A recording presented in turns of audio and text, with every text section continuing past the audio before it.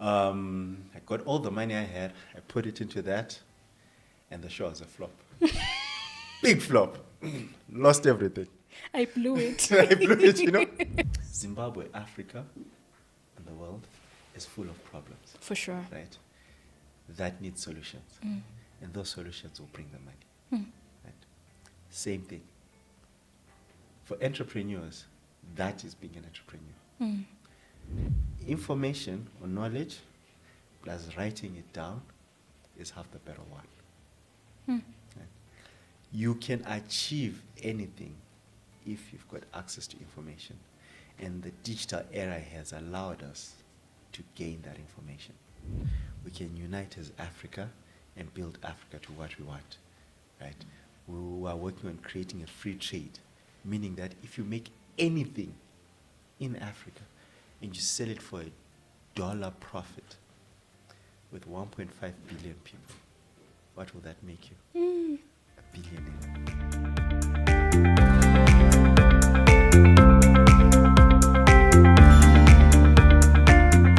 Hello everyone, welcome to our podcast. I'm Nkosi Kumalo, your host. Our episode today is super fantastic because I have someone who sees what we see as trash. To him, it's potential treasure. But I will not spoil it for you guys. Our guest today is the founder of Noble Savage. Welcome, sir. Hi, how are you doing? I'm wonderful. How are you doing? Could be better, but excited to be here. Could be better. What's wrong? Well, the last 2 weeks have been I've been under the weather. And it's not a man flu. Critical but stable. Yes. All right. Can you tell us your name, who you are, what you're all about? Well, name is Msindazwe Ndlovu, right? I am the founder of a company called the Noble Savage. I fancy myself as what you'd call the active CEO. Right? But the term that other people like to use is sorry, let's just skip that part because I've forgotten the name. It just ran out of my head right now. Badly depleted. Yes, they also call me the garbage man. Huh? But what we do, we convert waste to make building materials. Right? And we look at waste and we recover it. So this is from your plastic waste, your glass waste, your aluminum waste, your cardboard waste. And we recover it because there's great value in that. We make products which are your everyday products that you might not know, but they're products that we've actually made from waste, such as roof tiles, fencing poles, pavers, kitchen countertops. Right. That is amazing. Like, before I get into how you even thought of it, I'm intrigued about the name Noble Savage. How did we get to that? It's such a unique name, yeah. Okay, Noble Savage. The funny thing about the name was I actually got the name when I was in Botswana, because I stayed in Botswana for quite a bit. And only to discover that the actual meaning of a noble savage, because it's very contradictory. How can a savage be noble? How can a noble be savage? It's giving oxymoron. Yes, it's an oxymoron, which is, how can waste be a resource? That's where the oxymoron comes in. And that is where the beauty came, where we are looking at the thing that we've discarded and how can we recover it so that it becomes something that is of great value to you on a day-to-day basis. One man's trash is another man's treasure, literally. Wow. Exactly. That's amazing. So, like, did you always know that you'd get into this space? Like, how did your journey begin? Did you stumble in the beginning? Tell me about your journey. Yeah. Okay. So, to tell you about the journey, it goes back as far as 2016, right? I thought what I thought I was going to do is completely different from what I'm doing today, right? Because in high school, I always wanted to start a business, right? I didn't know that being an entrepreneur was a term called being an entrepreneur. I just needed to go to start a business. And I would share my first business was funny. And this is how I started the first business. And this is when I was in high school.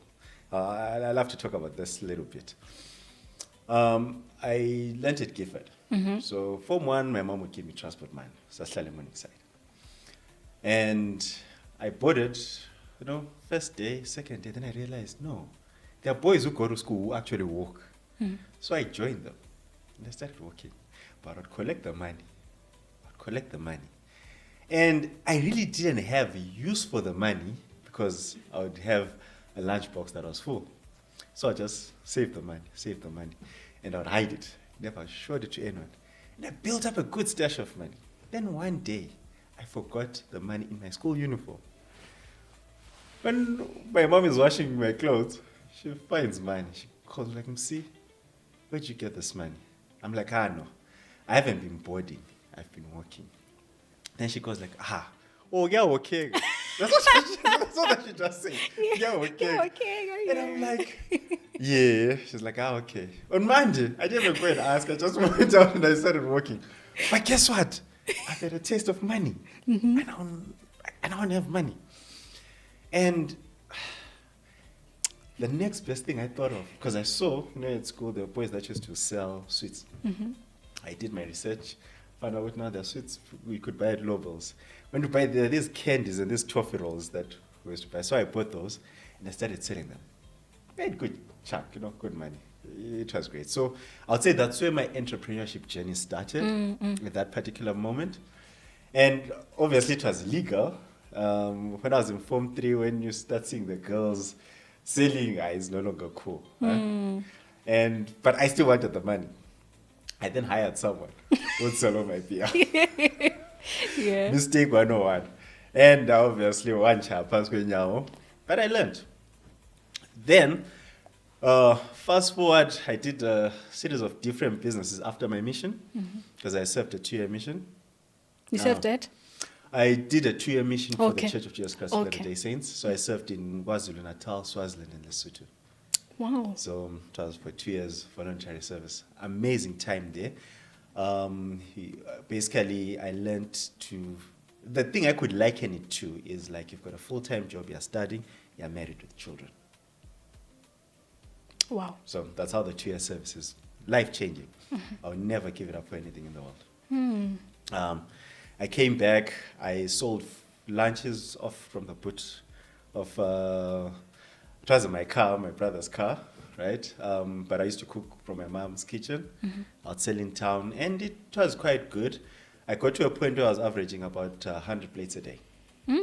I would sell a Bambanani building before, when it was still Kingdom. So I used to sell that entire building, Bradlow's, Trust Bank, Stanbic Bank. So those are my places of delivery every day. Then I made a stupid decision also around the time, you learn and stuff. A friend of mine that I was working with was like, let's do a show in Gweru. So I took all my money. What kind of show? We were bringing in some musicians and gate takings. That's where the money was. I got all the money I had. I put it into that. And the show was a flop. Big flop. Lost everything. I blew it. I blew it, Lost everything. Yeah. I went, I negotiated, then I got a loan from my brother, $200. I started there, just kept running. And I was a bit wiser. But I always was kind of a person who didn't mind taking risk. Sorry, how old were you when this happened? I was 22. Okay. Yeah, 22, 23 then. I then, a friend of mine called and I was like, "Msi, I have a truck in Botswana, but I'm short of duty money. We can come and work together." I took out about $1,000 in my pocket at the time. Then I told my parents I'll be back in 2 weeks. Packed my bag, went to Botswana. I came back 1 year later. In today's language, I'll say 2 weeks identifies as 1 year. 1 year, Yeah. I'm not sure if you've seen that joke where someone, we are going, 10, 20 years, nothing. Huh? Then he comes back as like, Yeah. So that was me. I was gone for a whole year. But at least I would call every week, check it out. So I went to Botswana. We registered the truck. We started, we tried to do, we got a load, right? But out of the entire load, I think we made about $200. It wasn't really a lot. And we were staying with a friend. Then the friend, wife was like, guys, I think I've housed you guys here enough. You have to make a plan. Ish, yeah. We had 1,000, it was 1,000, in Pula, 1,800. That's the money that we had when we left. We found a house, we paid rent for 1.2, Vasala 600. Put a bit of fuel in the car, we bought food. We had no money. Then I remember going like, Nyanga pill. I'm heading home. Right? Then one guy was like, no, in Botswana, a lot of people are always relocating every month. Your truck, you could do that. Now at the time, there was the big moving companies, your Frasers and Mr. Move, the Starterfords, right? But they were very inaccessible to the majority. Then there are these H100 trucks, these Matsilonyana, they call them Matsilonyana trucks there, open buckets, that people used to use. So we then came and saw a niche of just right there in the middle. And I remember our first client, I still do remember some of the other clients, but I remember this particular one who called and said, I want someone who can move me. And this is what dead broke. This is like month end. We don't even have money to pay rent. And all we just said was like, Ma, we're coming. We didn't charge. We didn't charge. We just went straight. She paid us an equivalent of $18 today. But guess what? That $18 was the most grateful I was. Because by the end of the weekend, we had made enough money to pay for rent, put fuel, and buy food. So that opened doors for us. And from then on, we carried on. Then, fast forward to your question. I hope I didn't. Even if you digress, that was cool. Yeah. I then paid a visit to my aunt, right? And she's late now. And there was hail that happened, and she lost her roof. And, the amount of pain, confusion, sorrow, hurt, not knowing what to do, that I saw through her eyes. And she was an elderly lady. And, I remember just thinking to myself, wait, there has to be better ways to do things, Yes, her roof was made out of asbestos, right? But there has to be better ways. And I really don't share a lot with a lot of people on this particular thing. But a few months down the line, I remember I was thinking about this constantly. I dreamt a dream. Right? I actually had a dream which had such detailed formulas on mixing waste, plastic waste, with sand to make a roofing material. And I remember when this hit me, it was, like where it feels like you've been hit by a brick on your head, it's that real. That's how that's how vivid the dream was when I woke up. My papa mining, we always forget them, but this one was very, very, very vivid. And then it stuck with me, then I started doing research. And the more research I worked on, building this whole case, the more I started feeling it in my marrow that this is the route that I need to take. And at the time, I had, how much was that? It was about 500 Pula, about $50 in my pocket. And I started. That's when the Noble Savage was born. Right? What year was this? This was around end of 2017, beginning of 2018. Right? And I started working on it, and I noticed, okay, this, it actually works. And I built on it, and I just kept at it. So you did your research on what would be needed to process that and all of that, and Yes. you got the equipment. I didn't even have proper equipment. As I always laugh, there's always the story. Hey, motivational speakers talk of like I started my business with a grain of rice. I started my hospital with one brufen. If you ask me, I started the Noble Savage with $50. Yeah. Literally, I started with $50, and it's just that people don't see the journey, the trials that you would go because. At that time, what had actually happened was my partner, because we're in Botswana, business had gone well, right? We had grown from this one truck, built the business. We had got to 4 trucks, 2 buses. Things were good. We then, I think in my 20s, my worst mistake, which I think is good, is I was always chasing bigger, better opportunities. I didn't mind taking the risk. Right? I could take the hit at the time, which I think is good for entrepreneurs. Do not fear to take the hit because when you're building, starting, growing, whatever it is, you are going to face a lot of obstacles. There is no business. If today you start selling the simplest business, amatomatisi, you will find obstacles, right? From the smallest to the biggest business, it doesn't matter. But it's something that you have to learn that these hits will always come, right? I always joke, you think everything is in order, everything is 100%, and an asteroid comes and hits your business. Right? When was the last time we had an asteroid?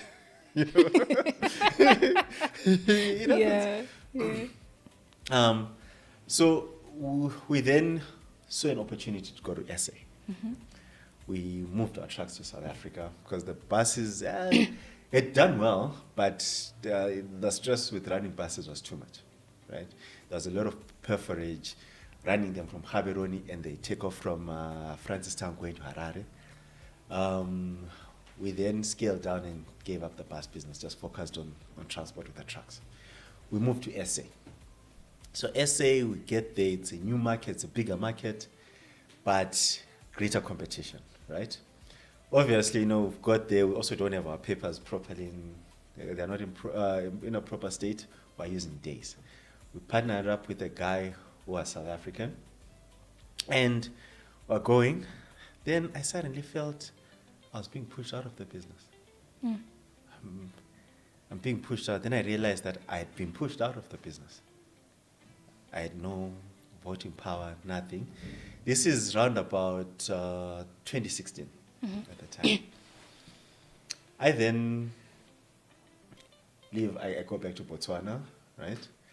And this is during all this different mix-up. Also, that's when my aunt lost her roof and all. And the Noble Savage, that's when it was birthed. At that time, I was working with a guy.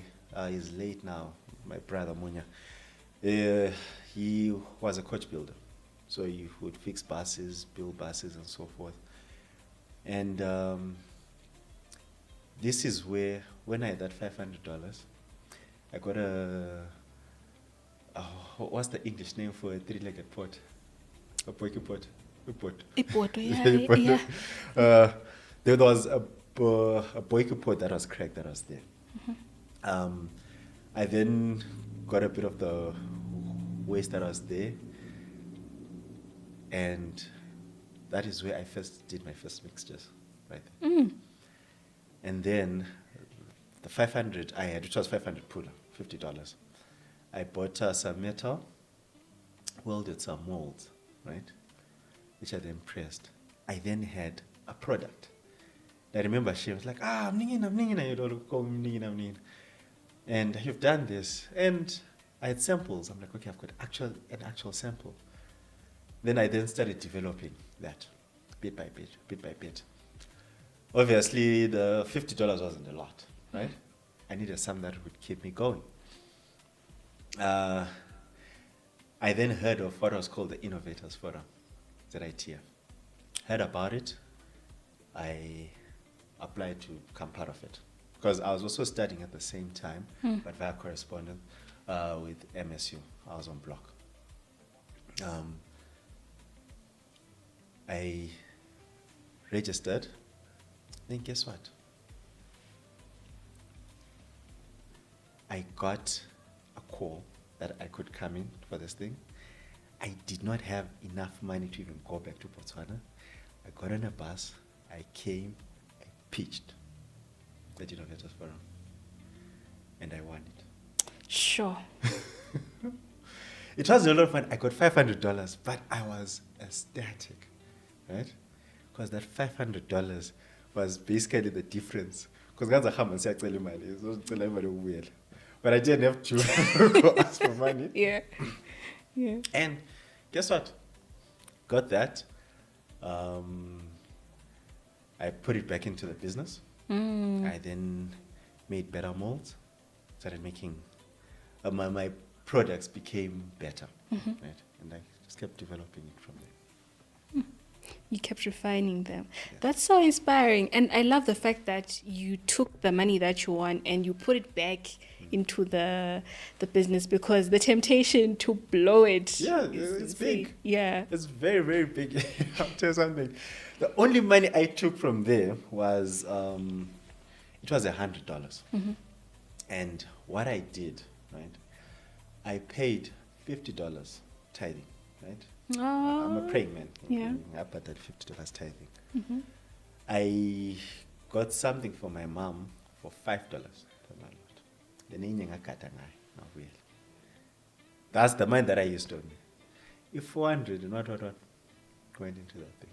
Into the business. And it's a discussion I think that my team and I were having about how when people start get into the entrepreneurial journey, they tend to mistake revenue for profit. So it's just, we need a lot of financial literacy basically in this day and age. Yeah. Do you know what taught me the difference? My time in logistics. In transport or trucking, generally when you hire a truck, they always ask for 50%, whatever charge they've given you. The 50% covers the truck going and coming back. The other 50% is his profit, right? Or rather, it's his revenue, for lack of a better term. But the thing about trucks, you know, I always say trucks are like, imali ama trucks are imali yabondo. Forgive me for using such a statement. When it comes back for its money, it comes back for its money. For sure. And if you've blown it, it finds you nowhere. Because here you've got your truck, you've loaded, let's say here you're loading to Harare, right? You've loaded 1,200, you've got your money. Fuel will cost you maybe under $600, including toll gates and stuff. $600-700. And you blow the money. But as the truck is going, it blows one super single, right? Tire. There's tires that are called super single tires. It blows one of that tire. That is almost $800 for that tire. I don't know if maybe prices have changed, but at the time, it was like 8,000 pula for that tire. Have you heard that birthday song? Your way. Yes. It comes your way. So that is the cost. Yeah. And if you've not learned how to distinguish the two, you'll be down. You have to look for the money for that tire. And it's an unnecessary expense. Yes. You've been speaking about money, and from when you were young, you've been saving. I want to ask you a quick one. How would you describe your spending pattern? Are you frugal? Are you where do you see yourself? Frugal, stingy man association? Ever heard of the joke? I hustle like a short and I spend like a David. Okay. I'm very Jewish when it comes to money. Yeah. Right? Okay. For me, even my mom complains. Right? My mom always says, "I want to see. I want to mad cash." Hi. Because she says when it comes to money, it's just some sponge polio. And I always laugh with, but I'm not like that. At least I don't think like that. For me, this is my thought process when it comes to money. I always spend money. I budget to spend money, right? So if you come in and say, "Let's do this," right, just haphazardly, I wouldn't, right? My always default answer is, "No, I don't have money," and I've taught myself, and I actually know this thing, I never have money. I never keep money on me. right? And I found that it is better to be asset rich, to be cash poor and asset rich, rather than being cash rich and asset poor. Please say that again. It's better to be asset rich than cash rich, or Yeah, rather, yeah. it's better to be cash poor than asset rich. Sorry, am I No, saying but it right? It's okay. better to be cash poor And asset rich. than asset rich, Than vice rather versa. than being cash rich And asset poor. That's Yes. profound, because assets will multiply Yes, the right. yeah. And if you master that, what it will do for you, it's every cent that you get. Because my parents taught me a lot, right? Hands down, when it comes to a lot of things pertaining dealing with money, I really, really attribute it to my parents. Because my mom said when she got married to my dad, right? My dad was earning $36, right? Back then. Right? And she says when they were actually dating, I guess my dad was one of those who Yeah. made it rain. Huh? Uti, my dad would send her $30. Goals. Yeah? And she would blow it, what. Then when she got married, she got in the bed that she found my dad with, still there, car. I can't even fit in that bed, right? And I don't think I'm that big, but I can't fit in that bed. It's that small. But she says, Witty, when they came together, right, and learned how to manage their money and forgo luxuries, it made all the difference. Because she got married to my dad. My dad gave her a salary, which was $36. She says, she blew it, right, saying that money will come. Then she's like to my dad, I'll sell her look. My dad's like, I don't pay money. Ish. And she says that month was tough, She had to, it was tough. But from that day on, she understood that whatever money you get, whatever cent, make sure you do something with it.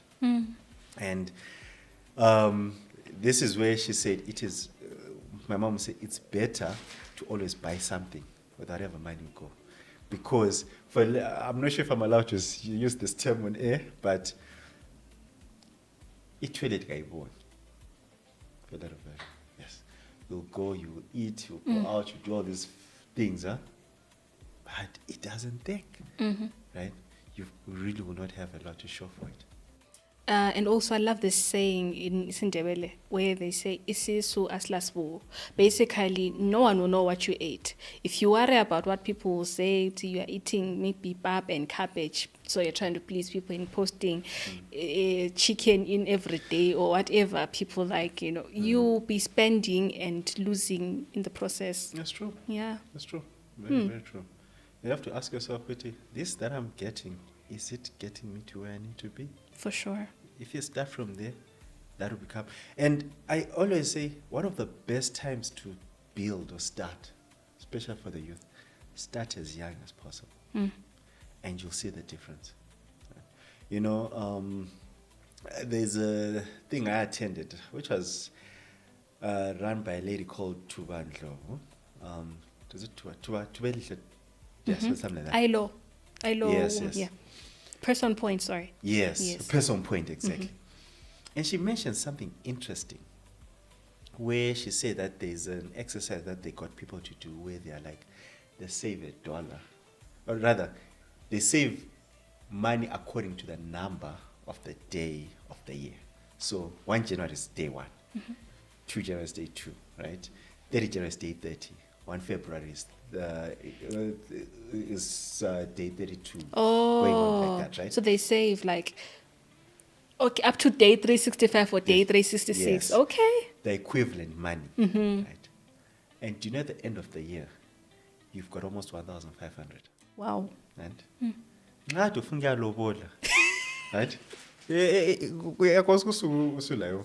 Right? I know people might think 1.5 is not a lot, but trust me, do that habit. Yes, it's 1.5. But For sure. and you can actually do something with that money. Right? If you sit down today, Uti, I I want to buy something. Save towards it. Build towards it. Right? And you'll see the difference. When you get that saving, get it to work for you so that it also generates income. I love that. As it generates income, you can then spend it. You know, there's a guy who was the MD of Haskins in Botswana. I knew him on a personal level. He drove a Porsche, right? And I'm like, hey, this is a beautiful car. And he's like, yeah, it is. I'm like, so I know, yeah, in Botswana people, there's credit. I was like, no. I paid for it cash. And then I'm like, tell me more about it. He said, Haskins makes money, right? It's the biggest hardware in the country. I had the total amount of money of that thing was almost, at the time, it was 1.6 million US dollars equivalent, if I remember correctly. No, it was 1.6 million pula at the time. He said what he did, he took the 1.6 million pula, he put it somewhere and invested it to grow as a business for 2 years. Right? The business did not need that 1.6 for 2 years. Right? Then that's when he took that money to go buy that Porsche. But what he had then done, he got a thing that was generating income, and he did not starve the business. Because he took it to see if the business could survive without it. And it stayed. Hence, that's why Haskins likes saying, we're here forever. That's beautiful. That's beautiful. And you said something about telling your money where to go, right? There's something you mentioned like that, and I thought of the term budgeting. Like I like to say, budgeting is telling your money where it should go. Money should not tell you what to do. You should be the one to dictate. And yeah. You know, when you bring that up, when I was in Botswana, I used to drive a Golf 4, right? If you ever find me driving a VW Golf 4, I'm never buying that car again. That car, it's as if it had a direct line to my bank account. Because the minute money got into my bank account, it would give problems. It would give problems. Sure.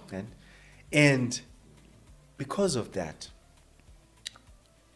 when I would get money, I would not really allocate, I need money to do this. Problems never ended. Right? And I would tell you, funny thing today, try it. Ungatshela umuntu ukuthi ulemali. Ube lemali. I guarantee you'll get a call, someone asking for money, or there's a problem that needs money. You'll hear that khuluz mang ekhaya seginyikhuba. Yes. Uchayedwa nkonje nekhuba. Some weird thing like that. You know,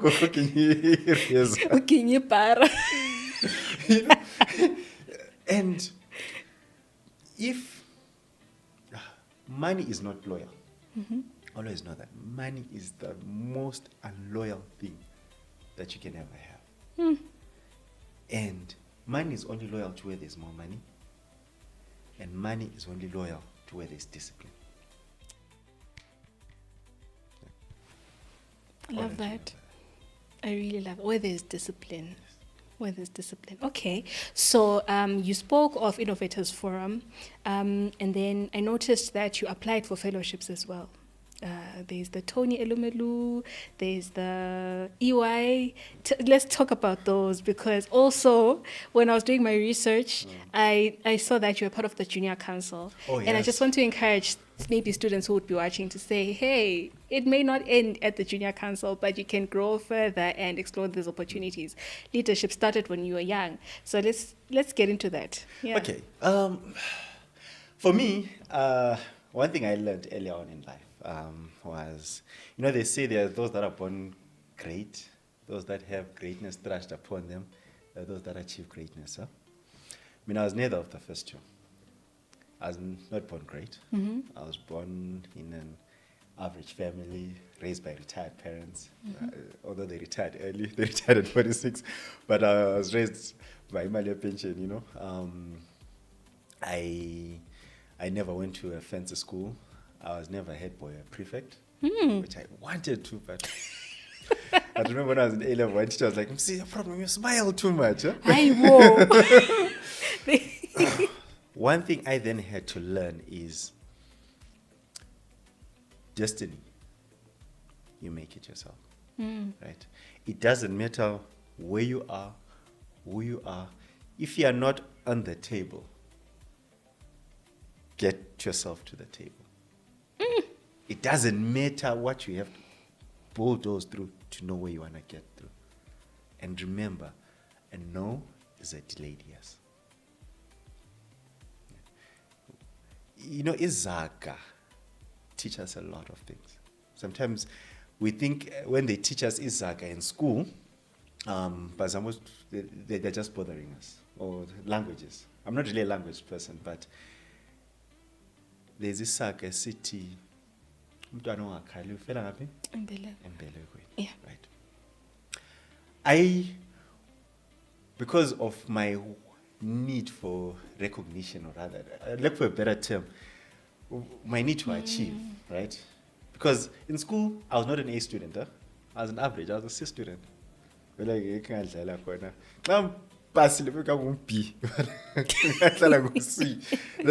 From grade 7, I came out with 8 points. Form 1, throughout my O's, it was C's, right? I think I had 1 B, C's. A-level, I just had enough. Yeah? Because of understanding that about myself, I applied for junior council. I didn't make it first round. I was not the group that went into first round. Then I got in the second round. I guess it was luck or chance in my favor. I got in because the guy who had been selected was fired, right? And he didn't reapply. He then went on to become junior president. He joined junior parliament, then became junior president. It's sad, but it's late, you know. He passed, I think, when we were 23. Okay, Caleb. I then got into council. Of ambitious. Guess what post I wanted? Mayor. Yay. I wanted mayor. And coming from Gifford, when you went to Gifford, you only had 2 choices. Mayor, town clerk. Nothing else. Sure. And that's what I was wishing. I did make it as mayor. And guess what? I tried to do a coup. I led a coup. But what junior council taught me, which I strongly encourage anyone who is in high school, put yourself out there. I know there's the drive for academics. Academics are great, right? But what in business, what I learned and what I valued, for me, hasn't really been on academics. For me, junior council taught me how to approach and talk to businesses. Because during our time, one thing you had to do, you had to go out and raise sponsorship, right? So we'd write letters, we'd go out, different companies put out letters to try and raise whatever form of sponsorship, which was basically a way of learning how to do sales. We learned how to do sales. And it also taught us to be able to speak up, right? In as much as someone can then try and crush your point, you need to learn how to speak up. Because I was never the confident, you know, because I was always, in sports, you'd always be one of the last ones to be chosen. And stuff. So Mom remained. Yes. So I had to learn that. Yeah. And it went on to help me a great deal. Right now, everything I've done, right, I'm not going to attribute it to what I learned at school, but I'll attribute it to what I learned in junior council, what I learned as a missionary, and what I learned in the real world. Yeah. School for me opened my view of the world. But how I tackled the world is something I learned from these other institutions. Are you planning to write a book soon? Because you need to write that somewhere, like quotable quote. Love it. I think I should. Yeah, for sure. I think I should. For sure. It's unfortunate I don't even have a child or marriage. There's a statement that says, if you want to live forever, plant a tree, have a child, or write a book. So in that regard, we're gonna come back to this, but you picked my mind there where you said plant a tree. Would you rather plant 1,000 trees or teach 1,000 people about recycling and keeping green economy stuff? Would I rather, that's a hard one. Would I rather plant 1,000 trees or teach 1,000 people about keeping the environment clean? Mm-hmm. Hey, you put me in a hard one there because I'm a man of action, Mm-hmm. but I think I would not mind teaching 1,000 people who I'm guaranteed they're going to act and plant 1,000 trees each. That's great impact. Big up. That's amazing. Yes. Beautiful. Yeah. That was low-key diplomatic, but in a beautiful way. Like, oh, wow, I love it. I love it. Anyway, let's go back to what you said. I love that. Love it. Teaching 1,000 people to plant trees, to plant 1,000 trees. Yes. That's amazing. Yeah. So if each one plants 1,000 trees, then that's real impact. I know it's long-term, but that's real impact. Long-term is the way to go. Long-term is the way. I saw something recently where it was saying real leaders do not think in quarters, they think in decades. Yeah. Yeah. Which funny story you are to bring that up. I was talking to a friend of mine, and I'm like, my biggest weakness is I'm terrible at tactics. I'm not a very good tactical performer, I think. But give me strategy. I will build strategy for you. Strategy that will impact, that will change. That's where my strength lies. So you're a man of systems. Yes. How do you then balance your work and life balance? Work and life, I don't know if my question is making sense. The English bank was depleted in the process, because before we started filming, you spoke of how you've noticed that your business can run without you. So it got me thinking how you strike a balance between the two. Has any part of your life ever lacked or felt a deficit? Like maybe your family says you don't spend much time with them because you're always at work, or vice versa. Earlier part of my career, there was a big deficit, and for a great part of it, I would say it was a mistake, right? I regret, maybe I could have been married earlier, because my drive was in everything. The Noble Service started first. My work was there. But what I then learned over a period of time is work should not be the center, right? Yes, in as much as my drive is trying to build something that is going to go beyond me, something that I can leave for generations to come, I need to also work on those generations to come. And what I've learned is learn to build systems that are greater than you. Systems that allow you to still do other things, because business is demanding. Business will drain everything out of you. Look at, I'll give a weird story of Mikkels, right? Mikkels has been around since 1895. 1896. Sure. Right? Yes, we think of their retail stores, they have shut down. But we're forgetting what Mikkels owns. It's still listed. Did you know it owns Tanganda? No ways. Kotko. Right? They've got hotels. Right? They're still there since the 18th, because they built businesses that were beyond them. We go out and we chase the money because we want to impress people, right?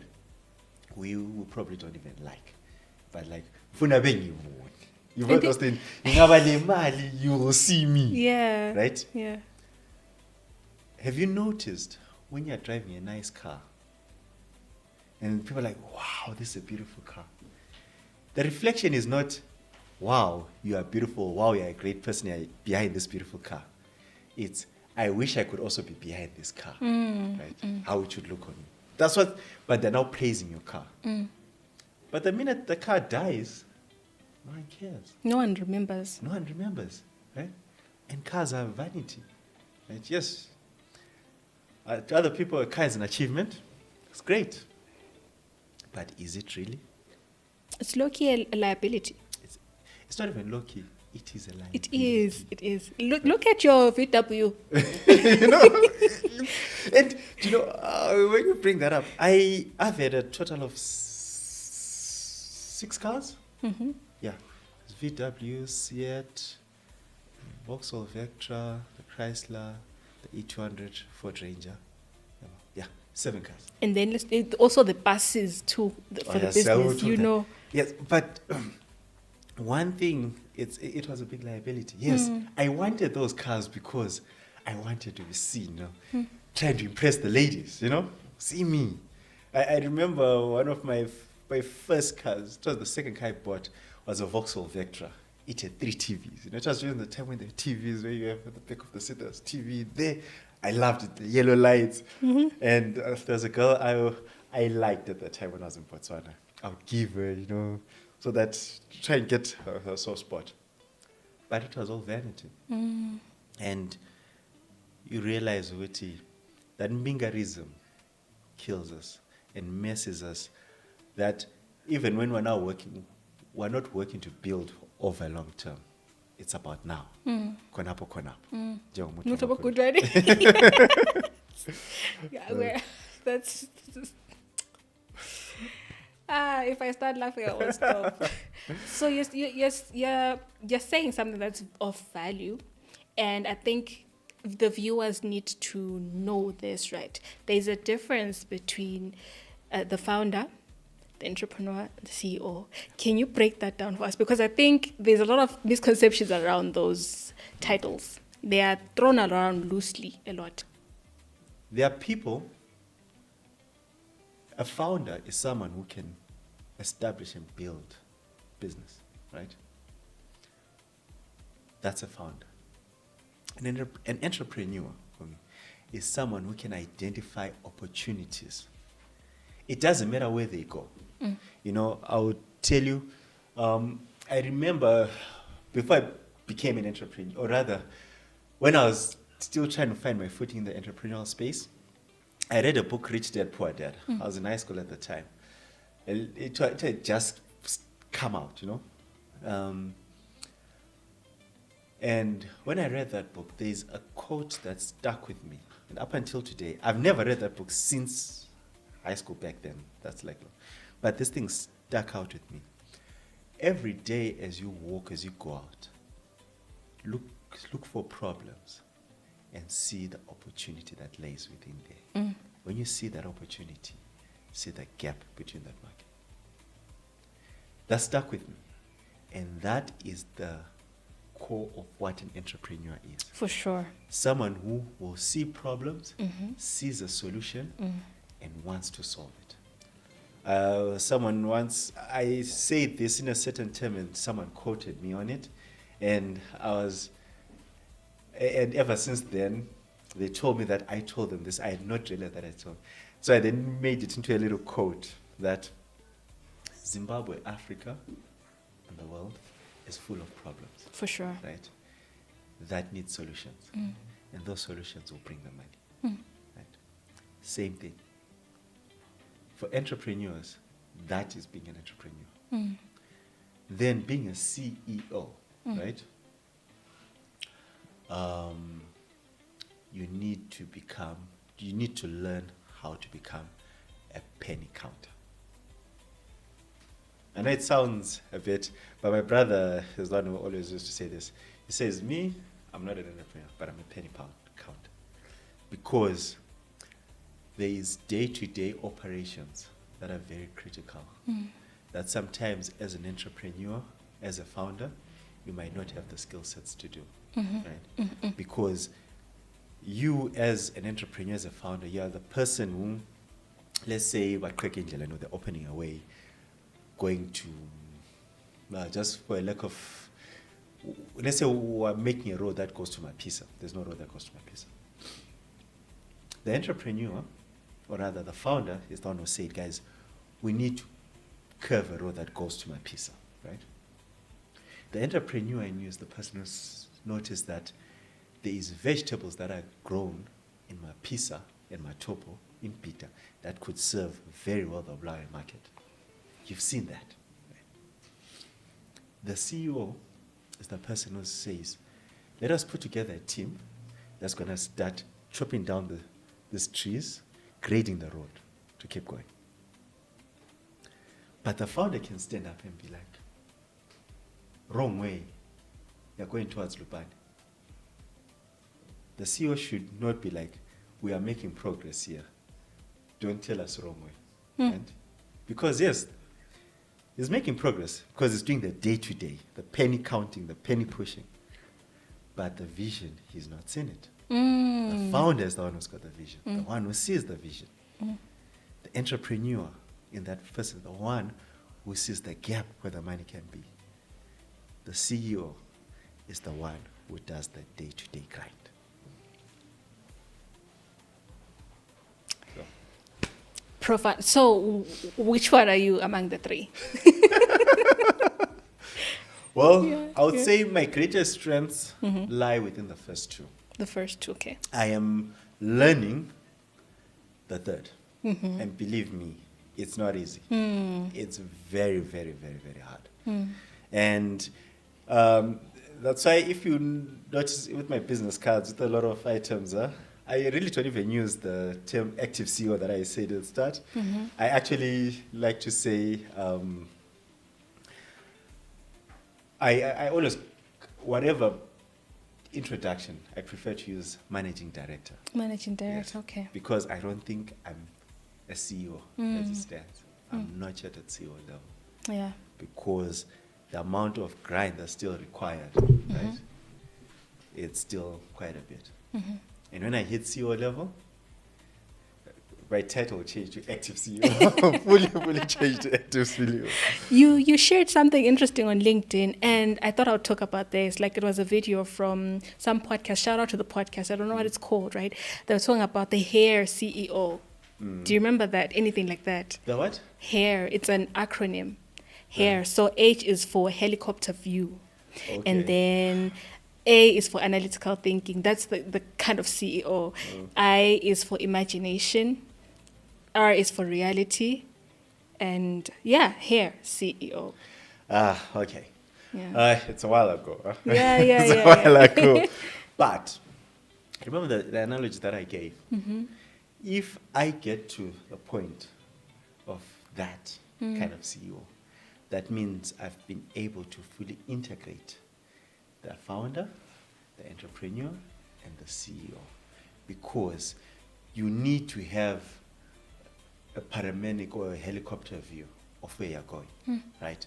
You know, forgive me if I'm to use a bit of a spiritual or biblical view of things, right? God, right? This is how I view my Heavenly Father, right? We always say that God knows the end from the start, right?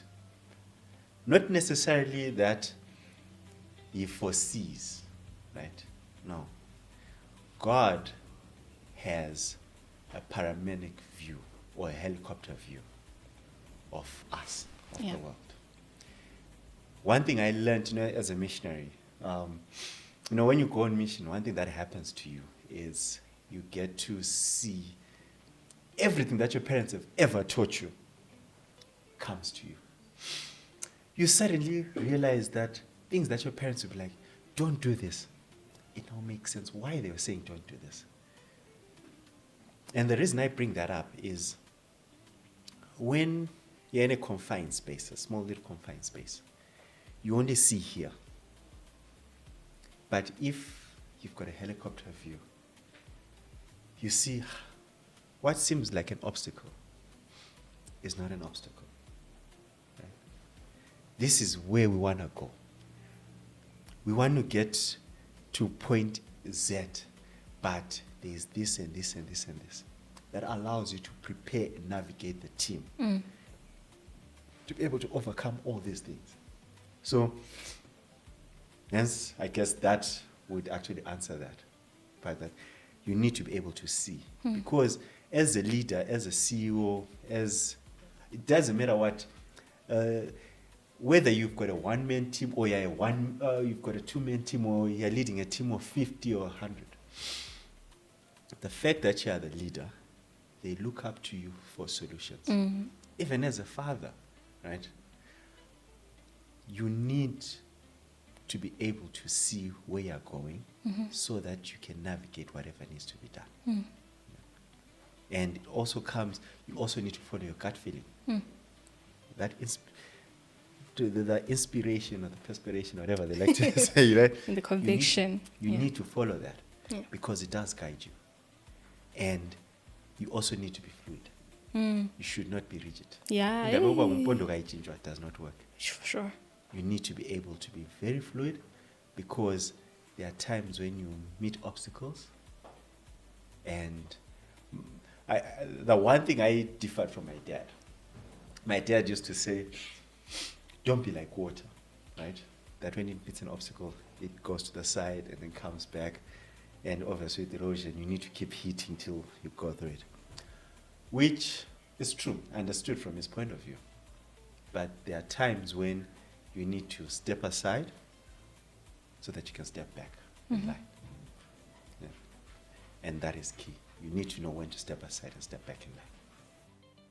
Do you remember that game? I don't know. Riverbank, Oh, yes. Yes, the same thing, yes. Yeah. You need to be able to do that, yes. Yeah.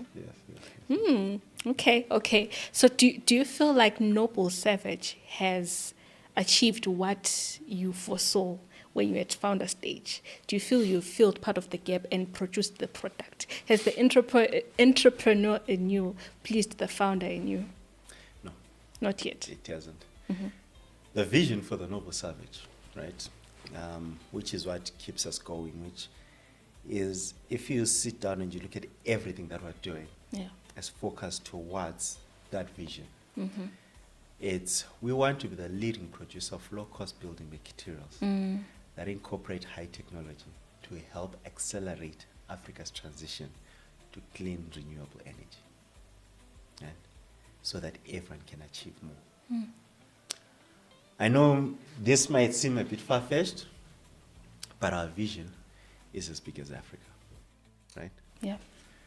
Our vision, all centered around waste, right, is to transform that industry to become a unicorn. And all centered around that. Yes, we've done the product, we've built the products, and we've not stopped innovating in terms of the products. But the goal is to impact and improve the lives of people, not just only in Bulawayo, not just in Zimbabwe, in Africa as a whole. Because we firmly believe that Africa is the future. Right? We firmly believe, I know we haven't had a proper term, but I would like to say either Africa is where the new lions, come from, or where the new elephants come from, just as you've got the Asian tigers that have held and built Asia. I believe Zimbabwe can become that for Africa. We can't be the breadbasket again. Not just, we can be the center, the core of Africa. For sure. Yes. Sorry, my mind is silly. When I was saying for sure, I was like, Msindazwe, for sure. Yeah, I love that so much. We should not think small, because sometimes we put ourselves in a box, but there is no box. There is no box. There's a study that was carried out where they took an ant and they drew a line around it. It would not cross that line. The only time it found out that this line was actually, it wasn't a hindrance, an obstacle. Only then the line could not become that. But before that, it would just stop and line, just circle the same place. But the minute it crossed that, it realized that it's not an obstacle. The same thing. The hardest step is always the first one.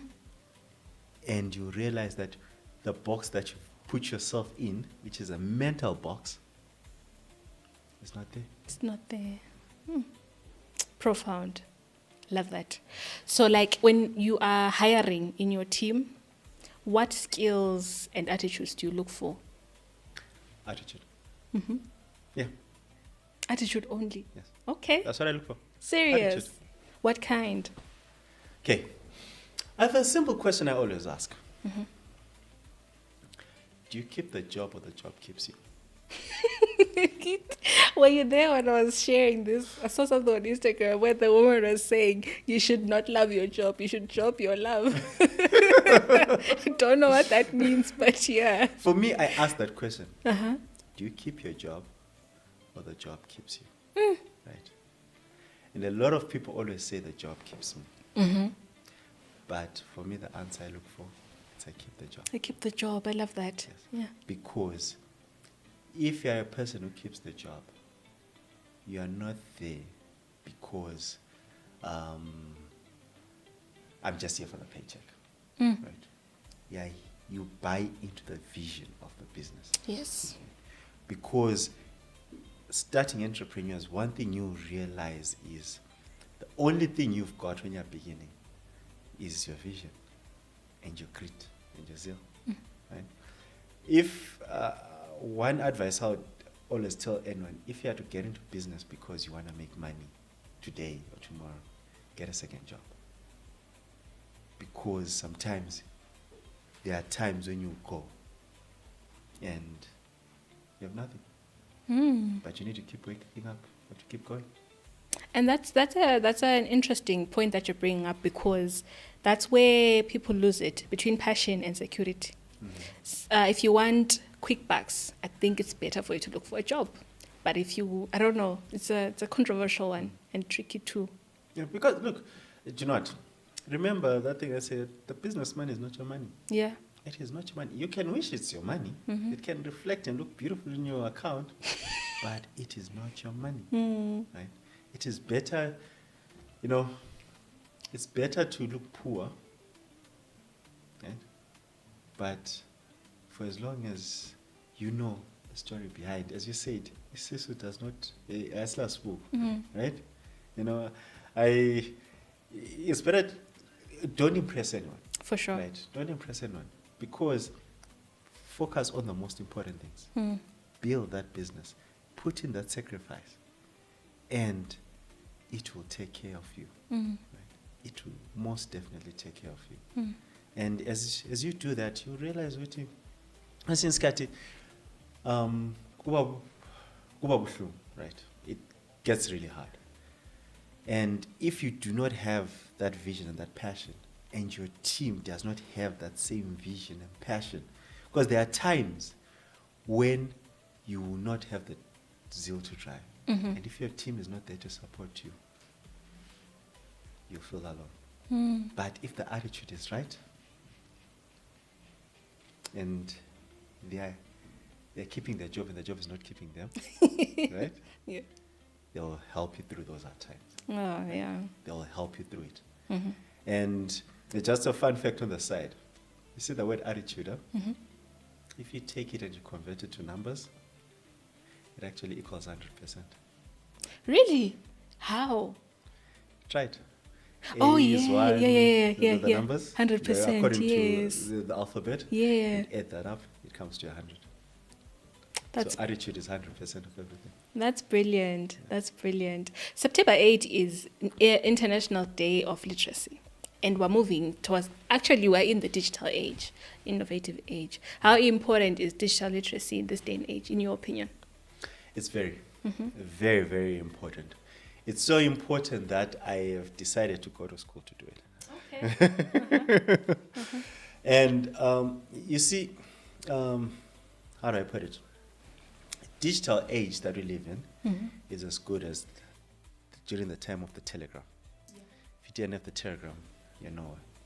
Or the post office when it was time for the post office.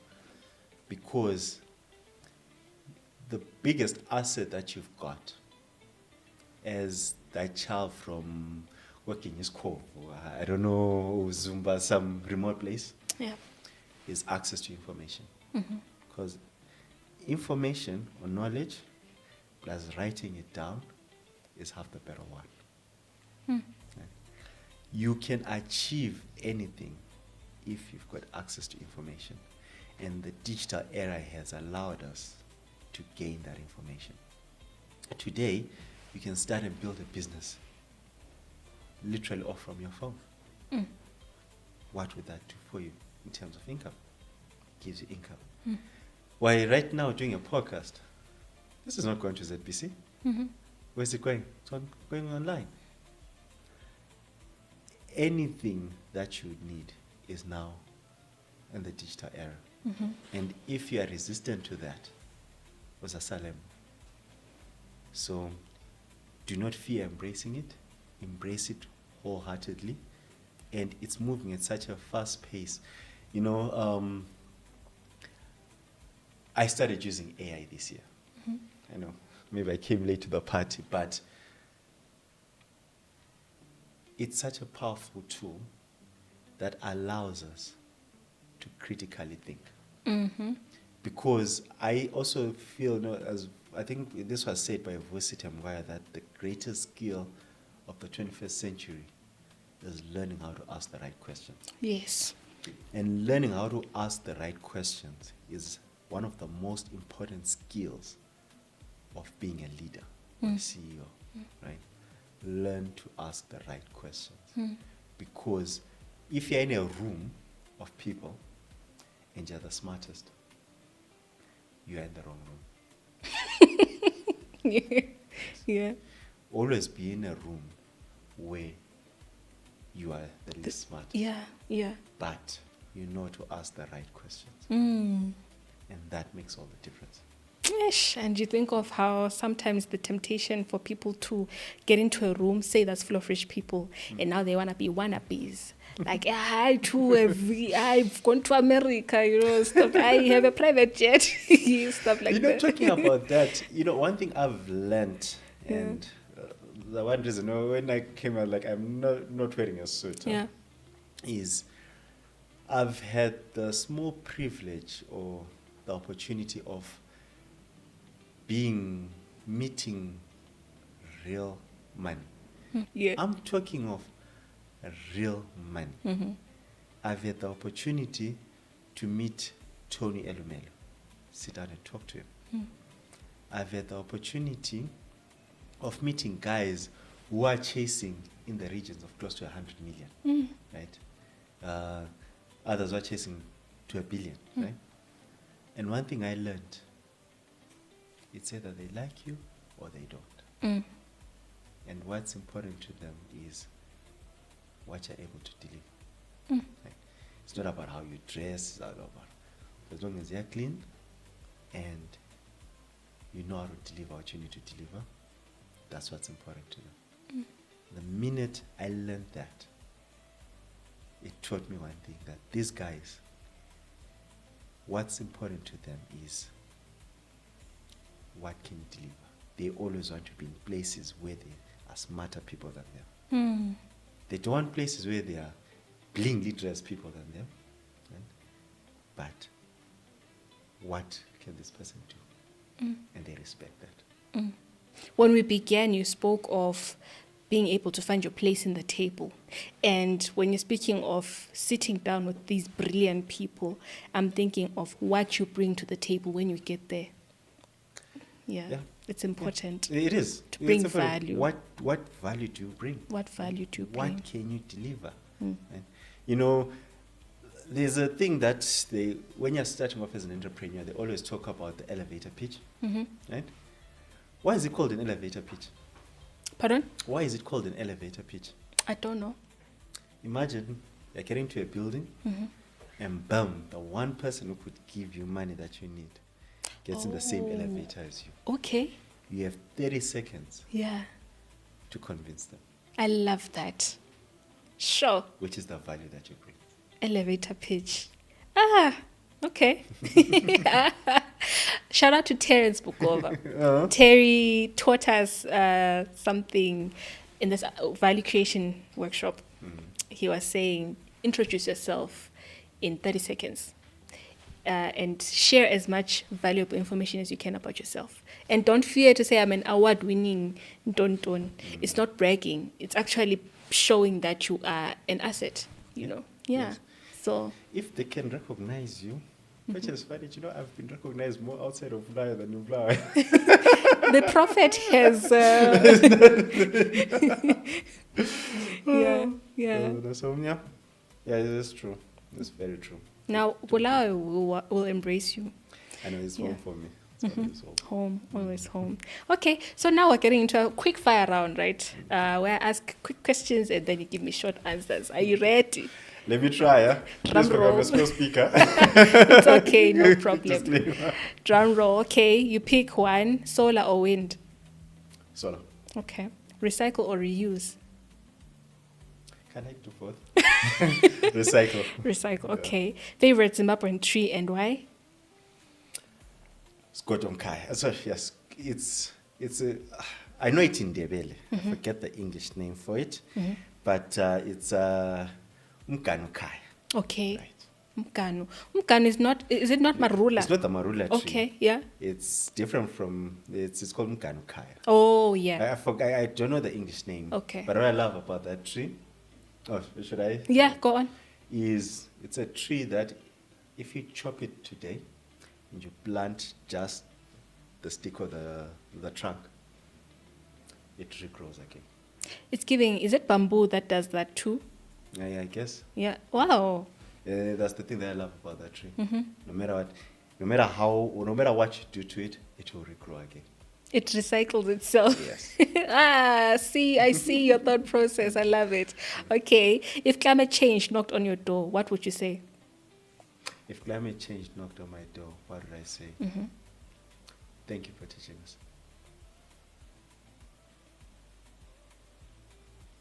Guys, we've got smart people in the room. Because if it wasn't for climate change, I probably wouldn't be here today, right? Yeah. This is me being a bit selfish, but what climate change has also taught us significantly is innovation. Because if climate change did not happen, it's something that's always been happening over the course of the lifespan of the world. Comfortability or being comfortable does not lead to progress. Being uncomfortable leads to progress. The amount of innovation that has happened since climate became a problem has been life-changing. Classic example, electric cars. It's not like they're never there, but the way it's accelerated, it now saves you, right? If you've got a hybrid or a full electric car, your fuel bill is very cheap. Yeah, that's innovation. Solar would not have got so mainstream if it wasn't for climate change. Okay? Recycling of materials to make cloth, right, such as PET bottles, would not have been fully accepted and grown if it wasn't for the need for climate change. Smart agriculture. We've got a beautiful thing that we're doing here in Zimbabwe called Intwasa, right? Yeah. People might not see its value, but it is there to help the lowest of the lowest. The person who does not have even a donkey locally, right? But if they just practice in the they're able to get enough maize that will last them a farming cycle. And that is a starting point to grow yourself. And it was done to mitigate climate change. How would you define sustainability? How do I define sustainability? I would say sustainability for me is building or doing something or building something that goes beyond you, right? I know it's the weirdest example, but the story of the tire in Zimbabwe. Yeah.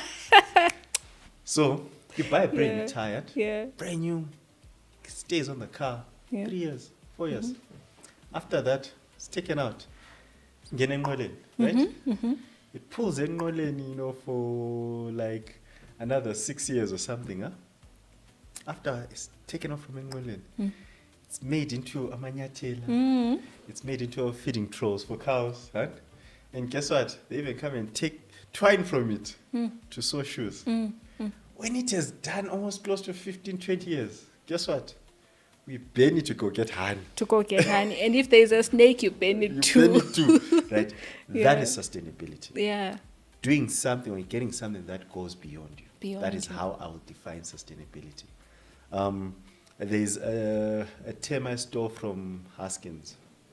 The reason, please forgive me, why I always It's okay. reflect to It's Haskins is, for me, the Haskins family was kind of the first family I met, or members of the family and the business that I knew that was old school, and actually met the people. And Haskins has been there for over 150 years.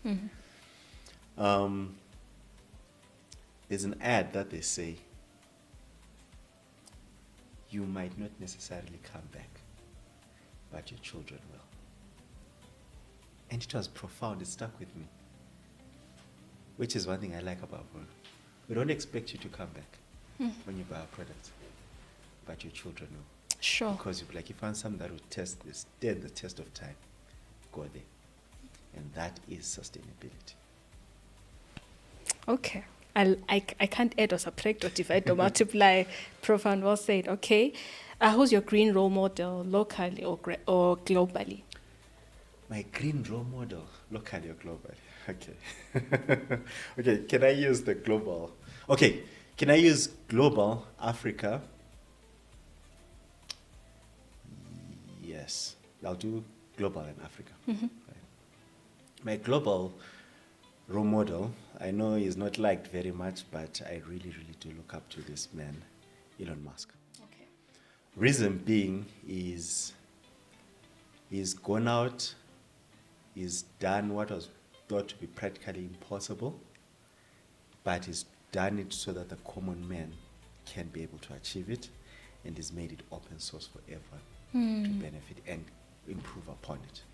For me, I think that is the greenest thing that anyone can do. Yeah. If you look at everything from Tesla, SpaceX, what's the internet company that we've got here? Starlink. Starlink, Yeah. right? Neuralink, everything is about getting us beyond us. For him, I know his vision is to take everything to Mars. That's his thing. But it's always about beyond us. Then my second one is why I say he's my green entrepreneur, right? Or my green mentor, my green driver is the father of Afro-capitalism, Tony Elumelu, right?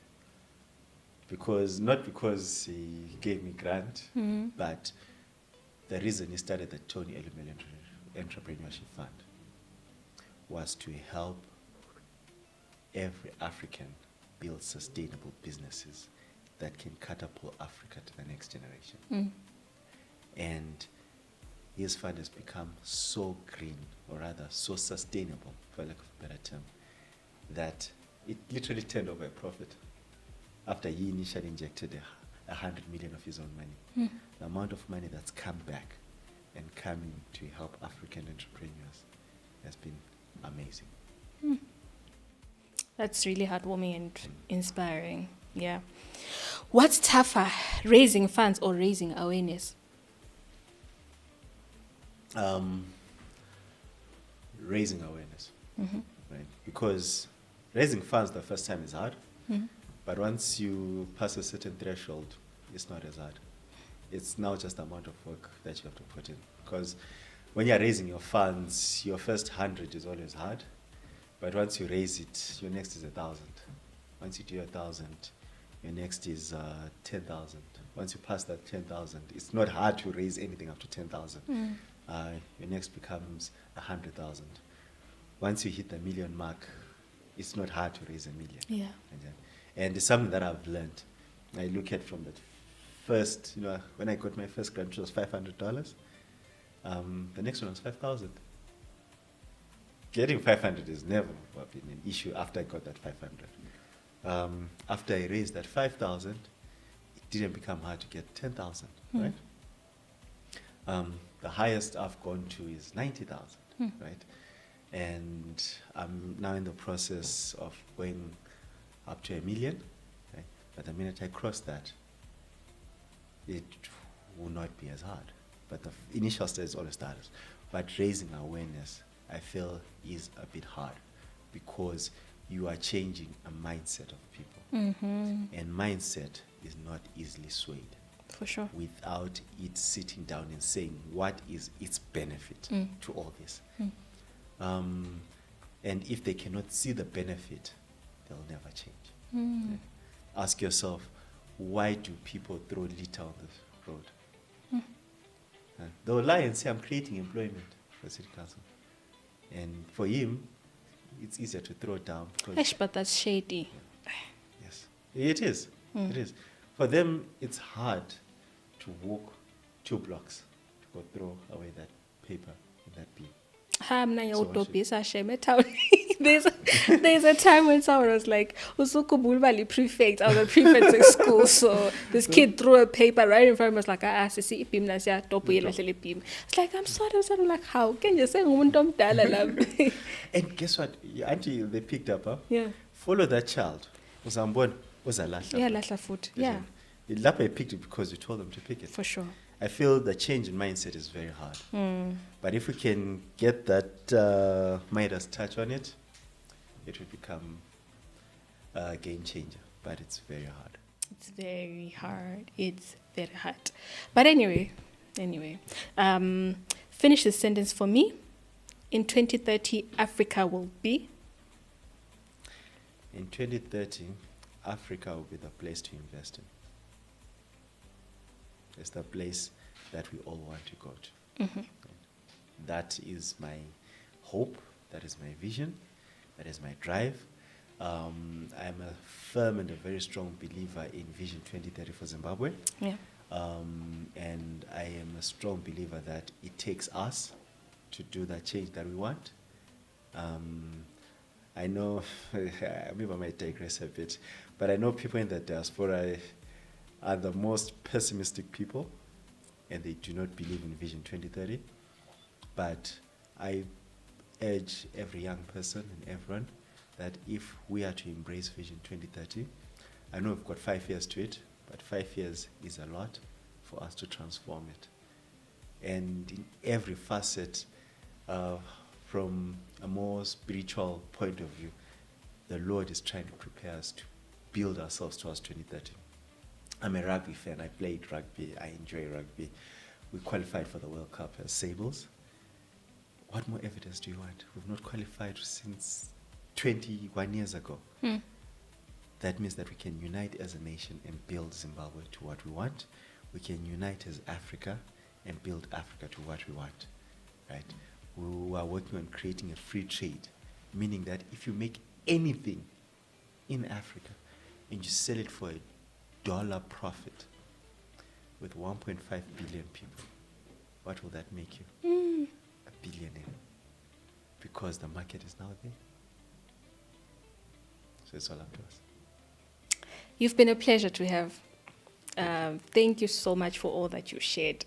I could go on and on just listening to you speak. Maybe we'll have a part 2, or just have a series with Mr. Msindazwe, Yeah, it was, for me personally, it was an experience, a learning experience, and I hope that the viewers will also enjoy watching this episode. I hope they watch to the end. Shout out to you if you watch to the end. But yeah, shout out to anyone who just tuned in, and thank you so much for your time, for including us in your schedule. To be with us and grace us with your presence. Thank you very much for having me. Thank you. It's exciting. So guys, enjoy this. Hope it was very informative. Yeah. Well, I wish you well in your journey going forward, and we look forward to 2030 in Noble Savage's eyes. It will. Thank you. Yeah, Thank you. take care. Thank you so much, guys, for tuning in. I'm Msindazwe Ndlovu one more time, and this is season 2 of Scholastica, and this is Mr. Msindazwe Ndlovu. Please follow him on social media, and don't forget to share and like, subscribe, and keep the conversation going. Comment below on your thoughts, and yeah, I would love to hear from you. Thank you so much. See you next time. Bye for today.